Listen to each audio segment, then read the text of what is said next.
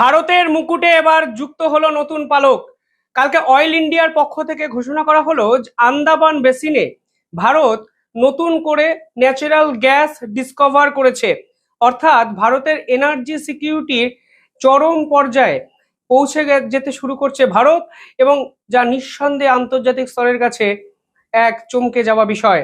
কালকে ভারতের petroleum minister এ বিষয়ে একটি ভিডিও পোস্ট করেন এবং আন্দামান বেসিনে ভারত যে কর্মযজ্ঞ চালিয়েছে তার সাফল্যের কথা সেই ভিডিওতে তিনি প্রকাশ করেছেন। আজকের এই ভিডিওতে আমি এমন কিছু তথ্য আপনাদের সামনে নিয়ে আসব যা সমস্ত ভারতীয়দের জানা উচিত, এবং আপনারা বুঝবেন কিভাবে আমাদের দেশ, আমাদের প্রিয় ভারতবর্ষ আন্তর্জাতিক স্তরে বিশ্ব মানচিত্রে এক প্রভাবশালী জায়গায় পৌঁছচ্ছে। ভিডিওটি আগে দেখুন, তারপর আপনি বুঝবেন যে কিভাবে কোন দিশায় আমাদের দেশ এগোচ্ছে।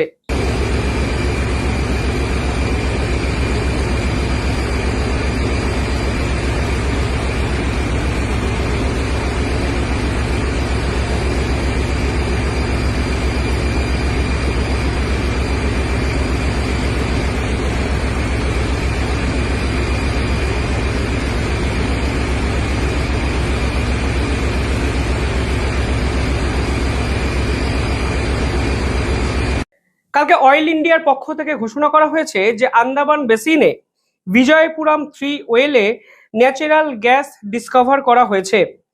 আন্দামান আইল্যান্ডে অত্যন্ত গুরুত্বপূর্ণ জায়গা হলো এই আন্দামান, এবং এই সমগ্র জায়গায় এইখানে অয়েল ইন্ডিয়া দিনের পর দিন এক্সপ্লোরেশন কার্য চালিয়ে যাচ্ছে। সেখানেই ওয়েল 3 এই পার্টিকুলার জায়গায় শ্রী বিজয়পুরম একটি যে ঘাঁটি আছে সেখান থেকে কালকে অয়েল ডিসকভার করা হয়। এই পার্টিকুলার ঘাঁটিটি ল্যান্ড থেকে 15 কিলোমিটার দূরে অবস্থিত, তাই একে বলা হচ্ছে অফশোর ব্লক। এবং এখানেই দিনের পর দিন এক্সপ্লোরেশন চালানো হয়েছিল অয়েল ইন্ডিয়ার পক্ষ থেকে, এবং এখানেই কালকে গ্যাসের ডিসকভারি করা কিন্তু সম্ভব হয়েছে। এই পার্টিকুলার জায়গাটি সম্পর্কে যদি আপনারা কিছু তথ্য জানেন তাহলে দেখবেন এই কাজটি কিন্তু কার্যত কঠিন ছিল, কারণ এটি ল্যান্ড থেকে 15 কিলোমিটার দূরে অবস্থিত। ফলে এই জন্য একে বলা হচ্ছে অফশোর ব্লক। যদি এটি ভূমিষ্ঠ থেকে একটু কাছে হতো তাহলে কাজটা কিন্তু অনেকটা সহজ হতো। আপনি জলের মধ্যে মানে দ্বীপ থেকে অনেকটা দূরে গিয়ে যদি এক্সপ্লোরেশন করেন তাহলে স্বাভাবিকভাবেই আপনার মেকানিজম এবং ইনফ্রাস্ট্রাকচার অন্য লেভেলের প্রয়োজন। সেক্ষেত্রে ভারতের কাছে এই কাজটি তুলনামূলকভাবে কঠিন ছিল, কিন্তু ভারত কিন্তু এই অসাধ্য সাধনটি করে ফেলেছে। ওয়াটার ডেপথ অর্থাৎ জলের প্রায় 355 মিটার অবধি খোঁড়া হয়েছে, এবং যে রিজার্ভার ডেপথ সেটাকে টাচ করা হয়েছে মাটি থেকে 1900 মিটার গভীরে। কিছুদিন আগে মানে সেপ্টেম্বরে 2025 সালে বিজয়বাড়াম ওয়েল 2 অর্থাৎ এর আগের ব্লকেও কিন্তু অয়েল ডিসকভার করা সম্ভব হয়েছিল, কিন্তু প্রথম যখন অয়েল এক্সপ্লোরেশন শুরু হয় অর্থাৎ ওয়েল 1-এ তখন কিন্তু আমরা কিছুই পাইনি। অনেকে হতাশাগ্রস্ত হয়েছিলেন, কারণ দেখুন এই এক্সপ্লোরেশনে কয়েক হাজার কোটি টাকা কিন্তু প্রয়োজন, এবং এটি 1 কিংবা 2 দিনের গল্প নয়, 1 কিংবা 2 দিনের পাশাপাশি 2 মাসেরও এই পুরো বিষয়টি কিন্তু সম্পূর্ণ হয় না। ফলে দিনের পর দিন এক্সপ্লোরেশন করার পর বহু টাকা ব্যয়ে বহু মানব পরিশ্রম ইনভেস্ট করে যখন আপনি দেখেন আপনি কিছু পাচ্ছেন না, তখন সাময়িকভাবে কিন্তু হতাশাগ্রস্ত হতে হয়, কিন্তু এছাড়া আপনার কাছে কোনো উপায় নেই। বিজয়বাড়াম 2-তে আমরা কিন্তু সেপ্টেম্বরে 2025-এ এইখান থেকে অয়েল এবং গ্যাস ডিসকভার করি, এবং আজকে প্রায় 1.5 বছর পরে বিজয়বাড়াম 3 সেখানেও কিন্তু গ্যাস ডিসকভার করা সম্ভব হয়েছে।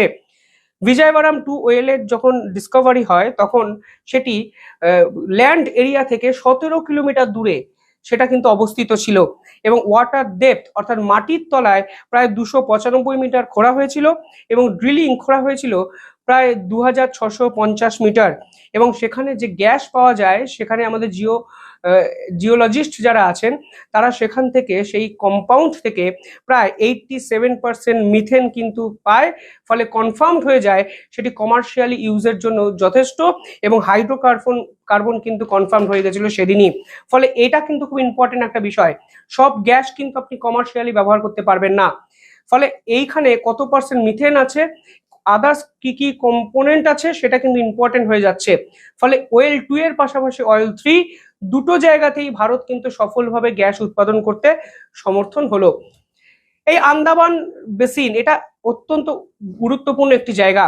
বর্তমানে একে বলা হচ্ছে major hydrocarbon bearing geological belt, অর্থাৎ পৃথিবীর বহু গ্যাসের ভান্ডার এই আন্দামান বেসিনে কিন্তু আছে।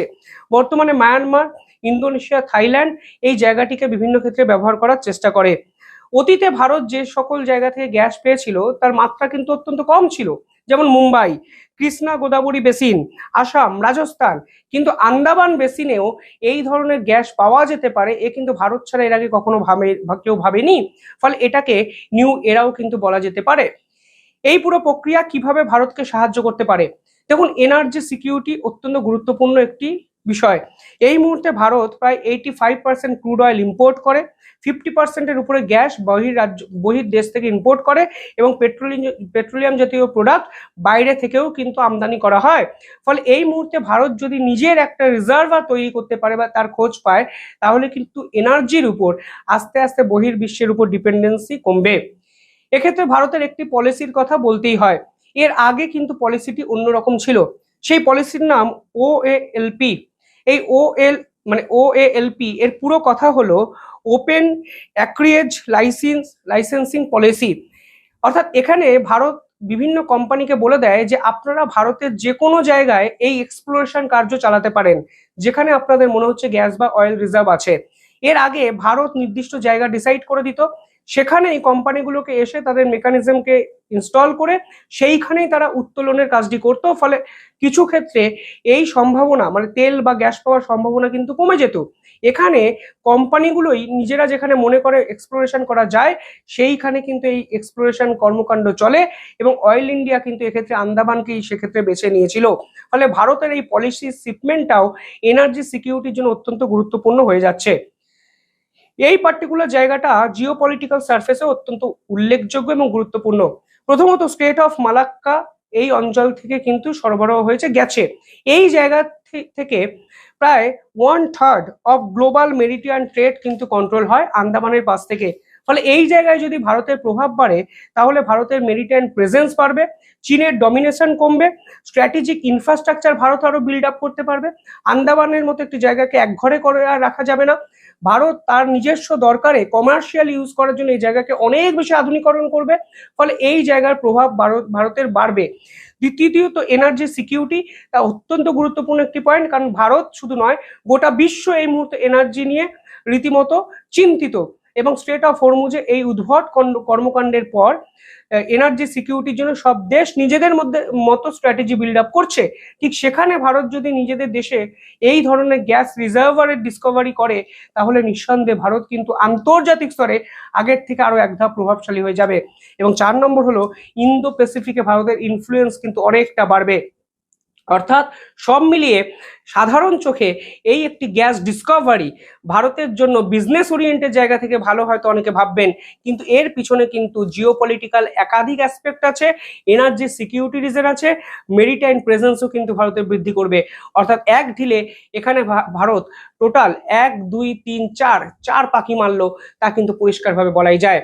যাই হোক, কমেন্টে আপনারা জানবেন কিভাবে দেখছেন পুরো বিষয়টি। আর ইন্ডিপেন্ডেন্ট জার্নালিজমকে যদি সাপোর্ট করতে হয় তাহলে আমাদের ইউপিআই এবং স্ক্যানারে আপনারা দিলাম, আপনারা নির্দিষ্ট অর্থ সাহায্য করতে পারেন।